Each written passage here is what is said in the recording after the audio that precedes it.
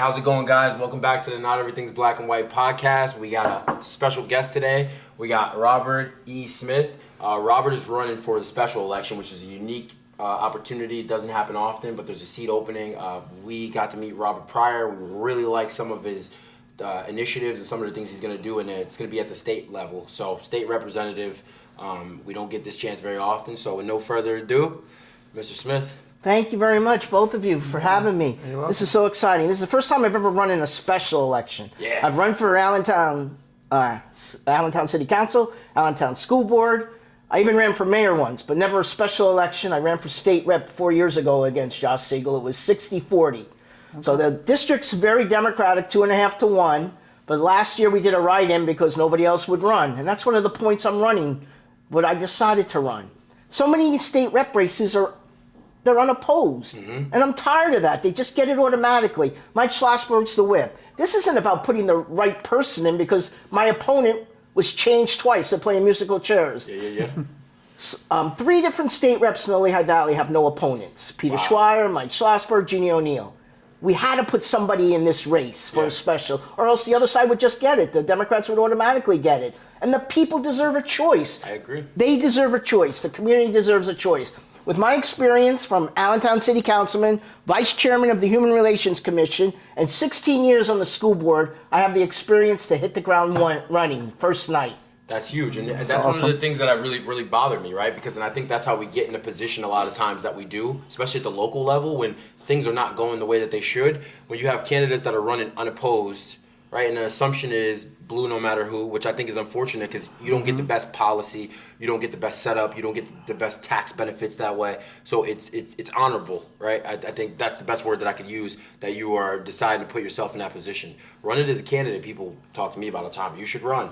But there's a lot of things that come with that. So anybody that's willing to, right, take the responsibility, take the sacrifice, and all the things that come with it and run is really honorable. So I appreciate the fact that you decided to step up.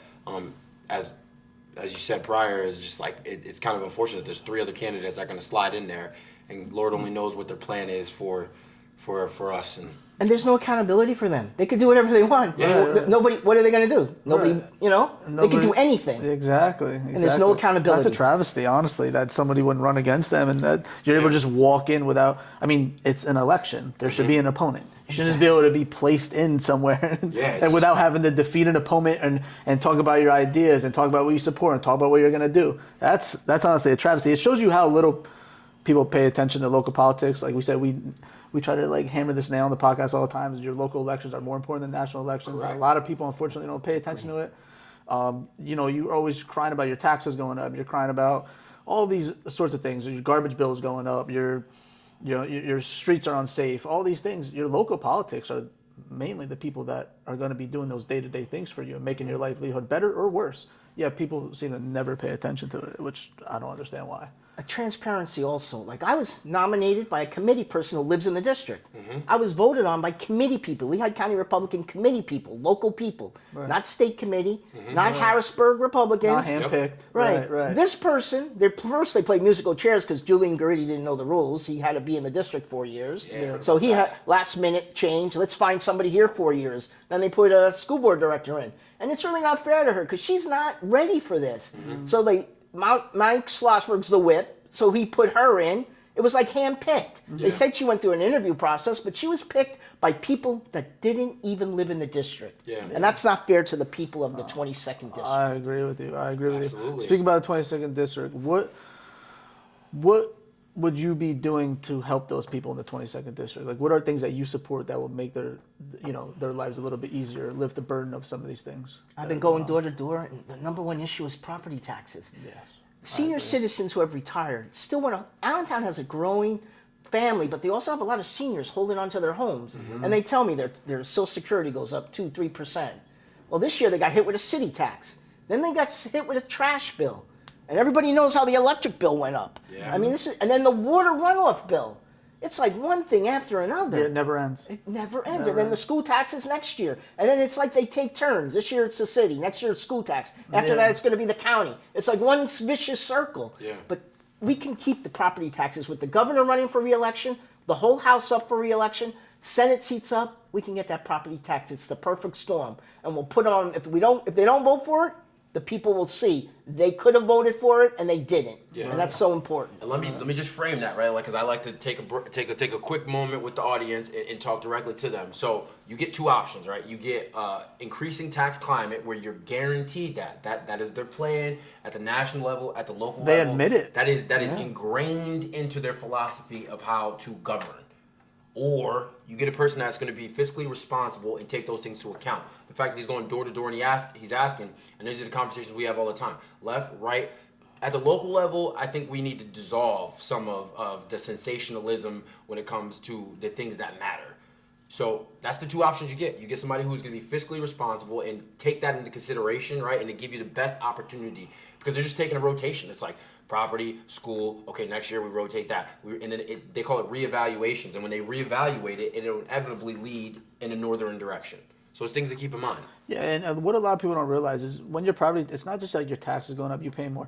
That burden that, like you said, even seniors, like the burden they have to carry for that isn't Fixed incomes. Yeah, it isn't right. How they're getting a 2% increase in Social Security, but then over the year they're getting 15% more tax probably in totality. How are they supposed to survive with that? And then that, even talking about younger people, that's why people lose hope even in elections. That's why people are looking to other avenues and doing things, and even crime. That's why even crime goes up, because when you got less money, people feel hopeless, right? Yeah. And taxes that's what happens. When the government's taking more money for you, it never ends well for anybody. Yeah. So And that's why I want the people to know that I'm a maverick. And this is so important because the governor has some good things in his budget. Yeah. Every governor puts a lot of things in, but as a legislator, I got to reel them in a little bit. But I agree with the mental health. There needs to be. I'm a health, professional. yeah, talk about that. Yeah, give us a little bit. background on that. Yeah, I think I'm that's a interesting. program specialist for people with brain injuries. Veterans come back from war, Afghanistan. I have an old guy there.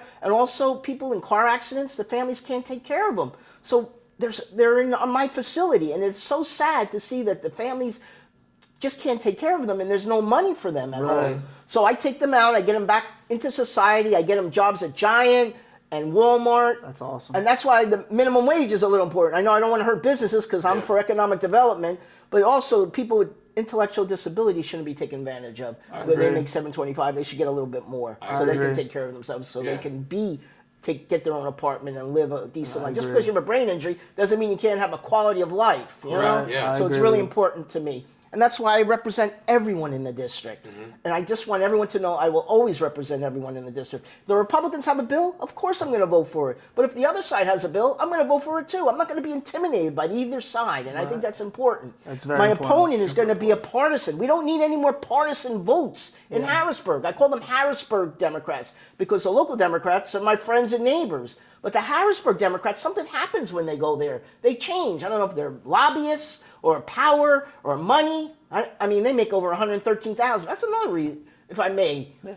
3.25% automatic raise every year. Wow. They used to have to vote on their raise. I would propose a bill. If you want to raise, let's vote on it publicly so the people see. Listen to that number, 3.2%. You just told you people get a 2% bump in Social Security. These bureaucrats are getting 3.2, even more of a raise than people that have paid into the system already, people that have worked their whole life, people that are living off of that Social Security, earned it.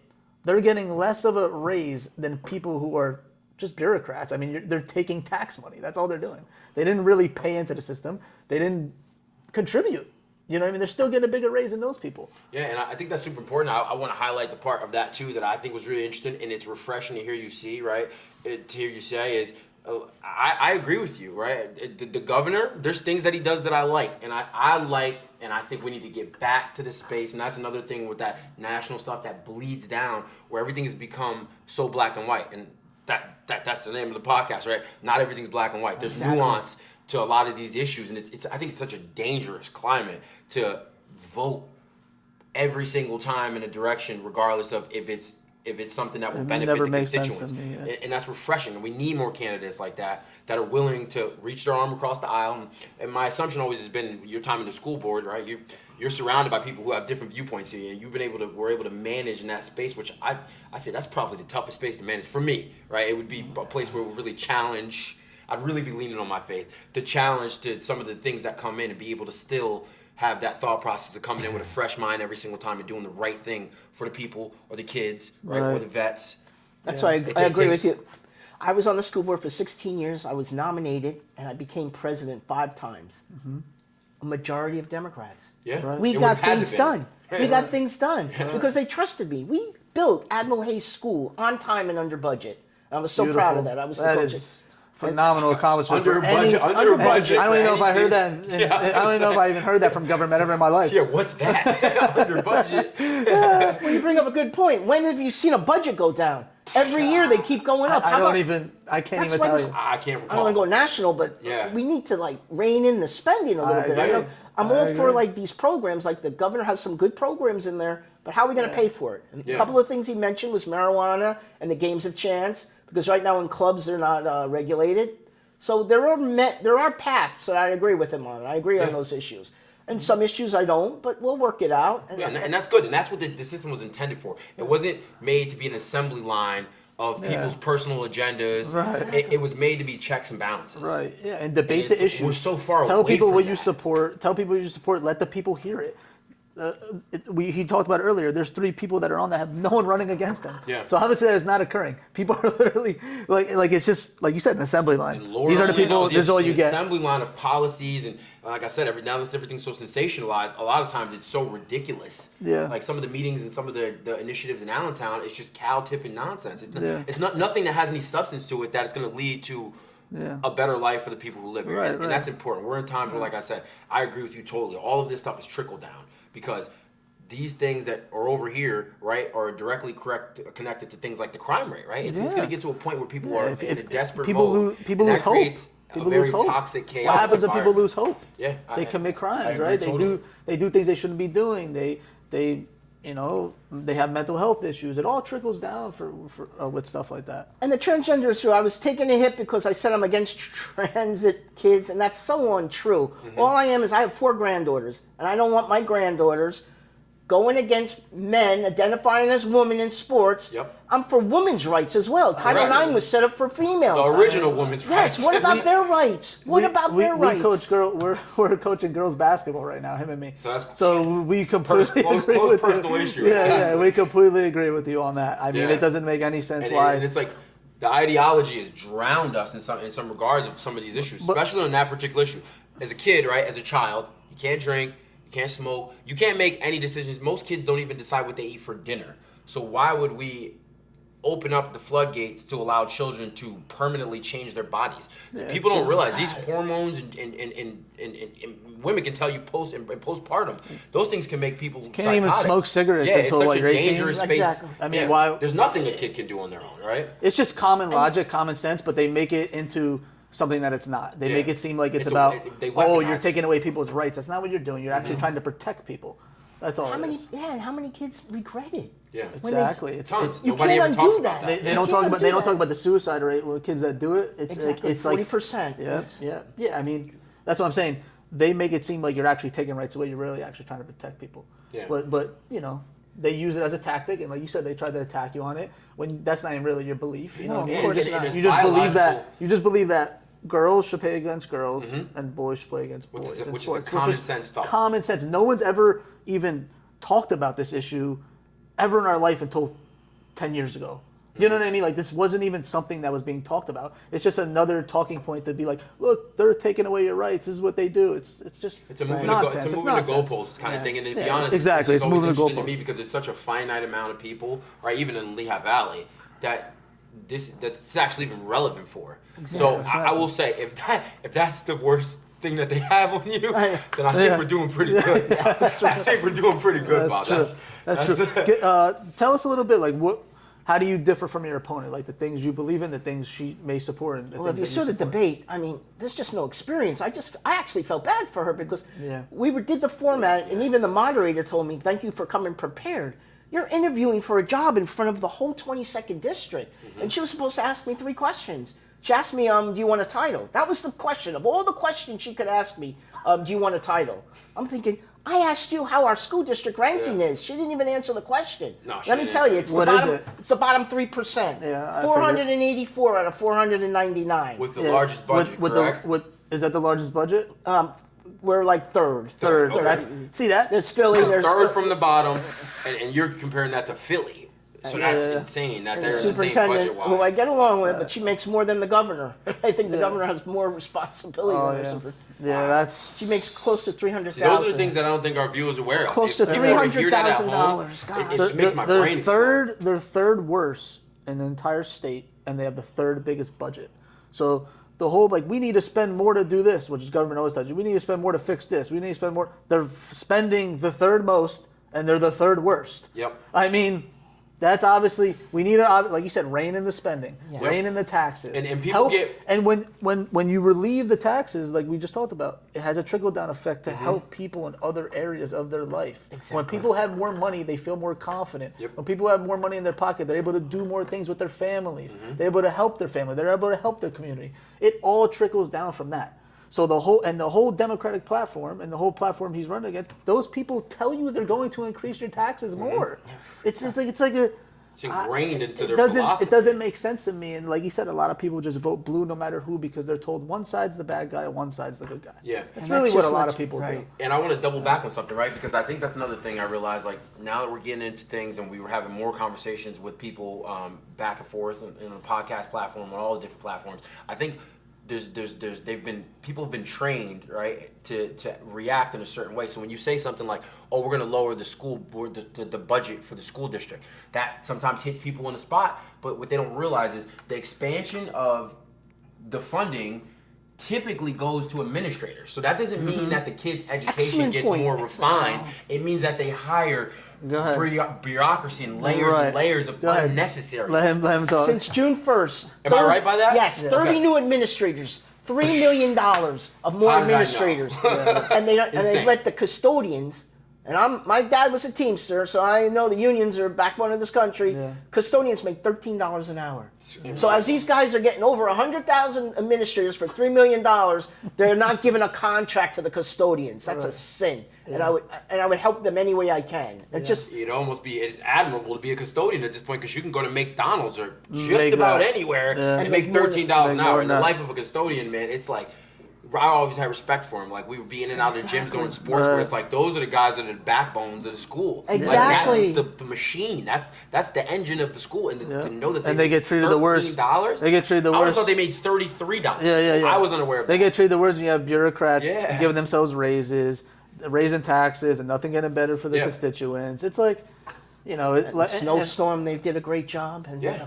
It's the backbone of Yeah, the it's- functionality of the school district. Yeah. And to know that they make $13, it's like, honestly, that kind of pisses me off. a Yeah. little bit. And like he said, he was talking about the money. They want more funding. Yeah. And the funding never, like I said, never goes to constituents. It goes to the bureaucracy. Superintendent gets a raise. Mm-hmm. Then they hire 5 administrators. Then next year they hire 20 administrators.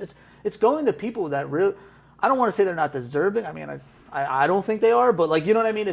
It's not going to the actual people to help the people. how many new administrators? What do you we need them Like, for? Exactly. They're not touching the student. That's what I'm saying. If they were like for the student, fine. Right. Like It's theater, not music. It's not a custodian. No. Right. It's not someone that's helping someone with mental health or Correct. autism or something like that, or like an extra kids or programs for children. It's Zoom literally meetings. going to people. Yeah, exactly. It's nonsense. It's nonsense, and like I said, I think it's I always try to connect with people because I know the common person.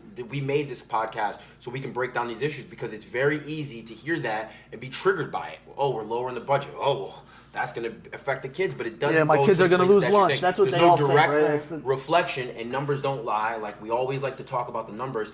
Historically, and especially within the last 10 years, when the budget increases, it is mathematically that the scores seem to go down.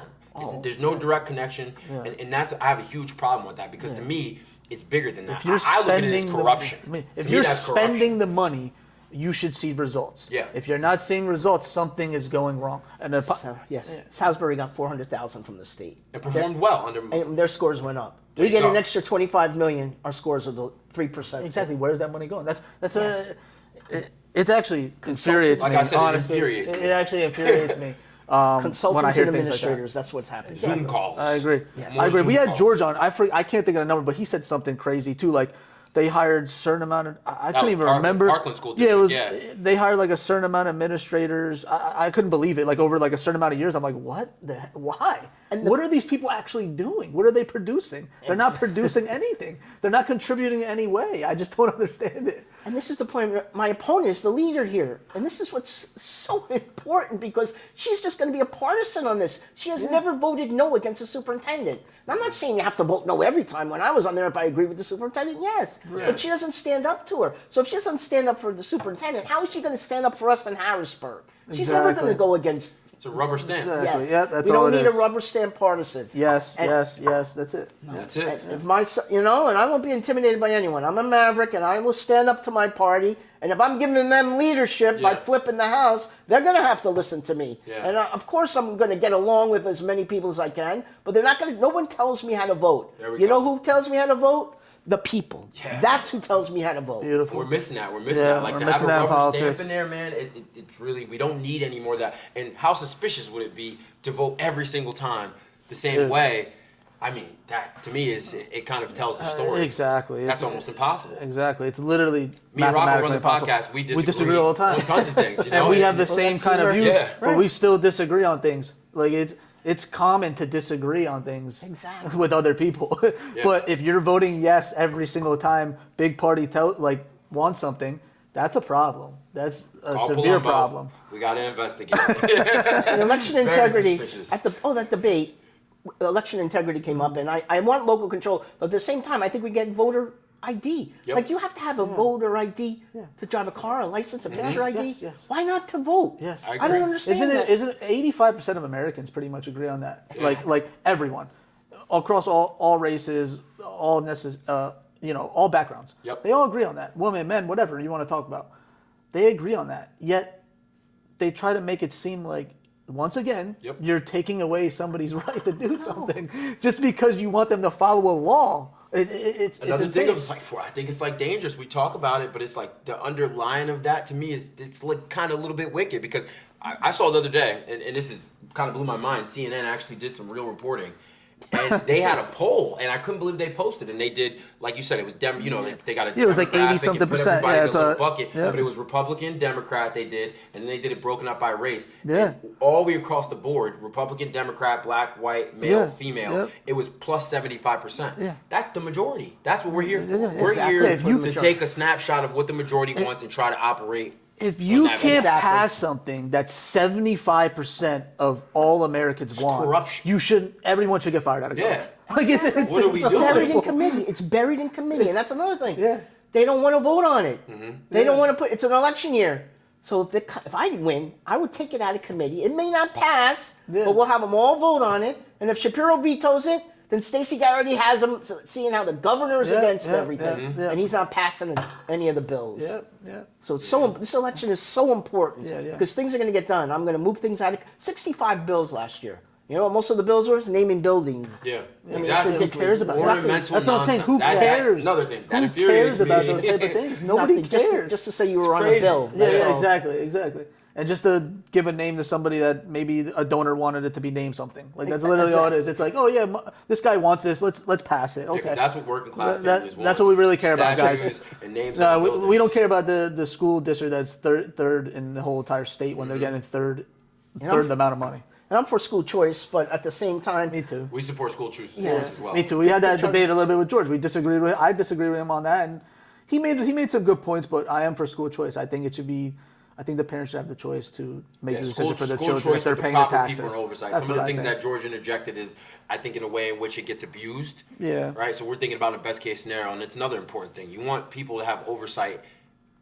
Bipartisan, right? You want it to Exactly. be both sides. You want it to be a little bit of nuance to it, but we support school choice as well. Yeah. and there's I've always administrative have. costs, so I said, why not reimbursement? We used to have reimbursement for charter schools, 10%. And that would help all of the districts, and not just Right. Allentown for $6 million. $60 million out of your budget to charter schools is a lot of money, but the charter schools are being run, the scores are higher than Yeah, Allentown, better. so Yeah. they're doing a You're getting good better job. data. You're getting better performance. better. But you got to weigh it, and I would balance it all. But school choice, it should be up to the Right. parents. The Right. parents should decide where they send I their children. agree with you 100%. If their parents are willing to even drive them to that school or go out of way to that school, they're paying for it. They should have that choice. I don't see how it's like, you live here, you got to go here. I don't think that's right. I never thought that was right. How is that freedom? Right. It's not Exactly. freedom. Exactly. It's the I agree. opposite of it. Yeah, and that's the space we're in. It's just scary times, man, where it's just we're heading away where, like you said, polls can be ran, and 75% of the people agree with, but somehow things still get shifted. It's so Parents crazy. are losing less say, and the result is the kids, right? Like outside of just